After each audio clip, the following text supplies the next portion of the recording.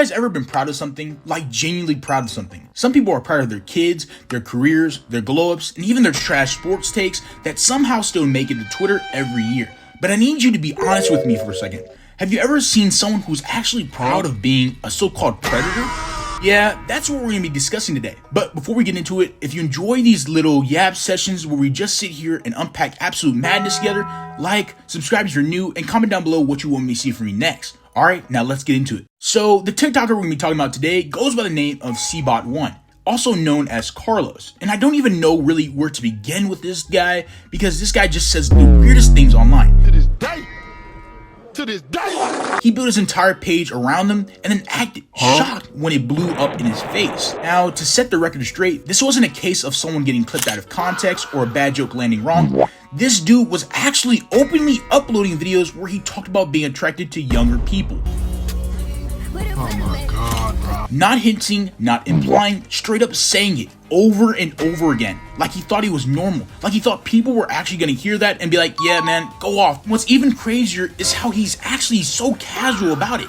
No hesitation, no shame, no actual awareness about just maybe having this type of thing not be put on the internet. But obviously he wants to go off. He talked about how he felt around young people in public spaces. He even doubled down on it constantly.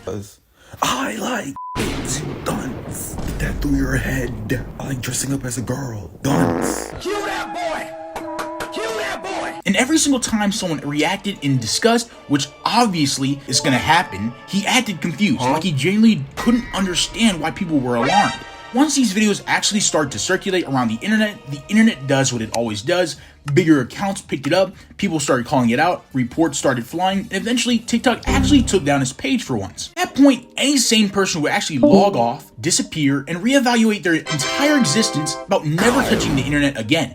But nope, this guy actually comes back with a new account and somehow made everything 10 times worse. Instead of saying, yeah, I messed up, he actually doubled down harder on these claims. Guys, this is a very serious video. Some things have been posted about me and I would like to address, and I'm looking you right in the eye when I say this. I am not fucking sorry. I want my cut. I want my cut. I want my cut. I want my cut. Pay me. F you, pay me. I'm so serious. Pay me. Lock his ass up. He claimed he didn't care.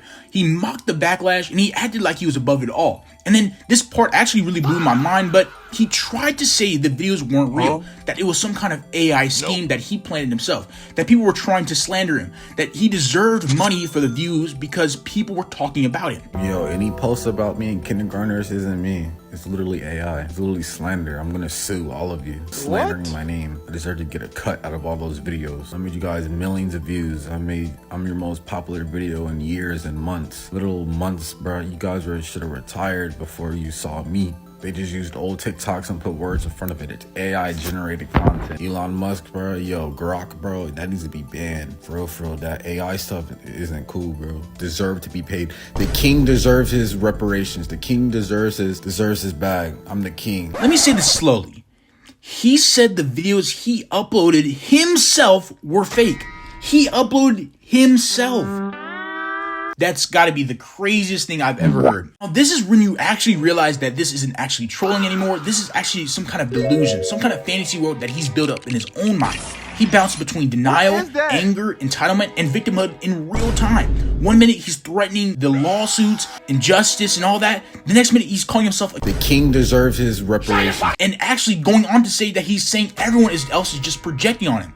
According to him, the reason people were upset wasn't because of what he said, it was because they were the problem. To be honest, that is a wild claim to be making because the only person projecting here was him all along. Here's the thing, nobody wanted to hate this guy for no reason. People didn't just wake up bored and decide to ruin his life. He uploaded the content, so you get what you get, man. He said the things, he leaned into it, and the internet reacted exactly how you'd always expect it to do. This guy's entire digital footprint was already cooked. I mean, his own accounts kept getting taken down. People dug up everything, his real name, his address, family info, actually everything about this guy. You're in danger. They got your social security card, your address, your family names. Obviously, this goes without saying, but your full name. They literally know everything about you. I saw somebody post your credit card, bro. Bro, There are a lot of things you can get away with on the internet. But if you haven't noticed, one of the things that people don't, play about are children. No matter what you believe in, your race, your political party, your age, the one thing that everybody 1,000,000% agree on, we don't play when it comes to kids and PD3 files. And before anyone says it, no, doxing isn't okay, but this is what happens when you throw gasoline on the internet and light a match. And the craziest part, he didn't even get what he wanted out of it. Bro legitimately didn't even get anything out of it. He didn't get any money, no clout, no long-term platform, just straight up consequences. Craziest part about this all though, instead of backing away, he leaned into full low-cal behavior. I'm talking about shock antics, dressing up, eating dog food, doing anything for attention, because everything in all is just for content.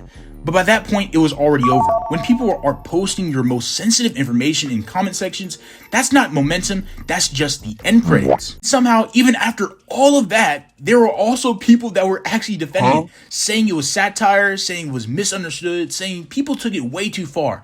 And I'm sitting here like, be serious for 5 seconds. Actually be serious for once, man. There is no joke here. There's no satire. This man is just profoundly just saying these things that should never leave your head, let alone be uploaded. He's cooking himself in real time. What makes this whole situation sad is how fast it happened. In less than a week, this dude permanently destroyed his online reputation and possibly his real life future, all for attention and clout that actually didn't really pay off. That's the part people don't actually think about. The internet doesn't forget. Your name gets tied to this forever. Google doesn't care about your apology videos or your arcs. Screenshots don't expire. So yeah, that's a Ceebot1 situation. He's a perfect example of how clout chasing with no boundaries will absolutely ruin you, and how being proud of the wrong thing can cost you everything. Anyway guys, that's all I really want to talk about today. If you want to see another internet spiral that somehow goes into a completely different direction, go watch my last video on Jay Jeezy, the TikToker who's proudly anti-shower and willing to go into any public space just to sneak it up for content. That video pairs way too well to this one. Alright, appreciate you guys for listening. Love y'all. Like, subscribe if you're new, and comment down below what you want to see from me next. Now, I'll see you guys in the next one.